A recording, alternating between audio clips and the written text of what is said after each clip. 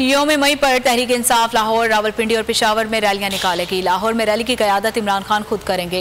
Rally दोपहर 1 बजे liberty चौक से शुरू होगी, फिरोजपुर रोड से होती हुई एमयू कॉलेज पहुंचेगी, नासिर बाग पहुंचकर इख्तिताम पसीर हो जाएगी।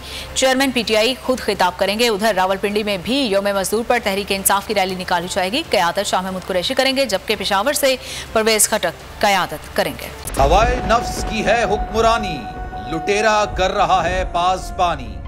बोल न्यूज के मार्केटिंग हेड आकाश राम ताहा लापता, तफ्तीशी इदारे जवाब देने से कासिर। अहले खाना परेशान, बेटे की जुदाई में मां गम से निढाल। जो बच्चो हिंदू हुआ पर आए थे जो को पाकिस्तानी, मुझे मेहरबानी करे पंहिंजो आकाश वापस कयो। हुकूमत से बेकसूर और मुहिब्बे वतन बेटे की बाजियाबी के लिए फरियाद। आकाश राम के अगवा के खिलाफ अहले खाना की जानिब से सुप्रीम कोर्ट में दरख्वास्त दायर। सुप्रीम कोर्ट के चीफ जस्टिस उमर अता बंदियाल से आकाश राम के अहले खाना की जल्द समाअत की इस्तदा। मुश्किल की इस घड़ी में आलमी मीडिया ने भी उठाई आवाज।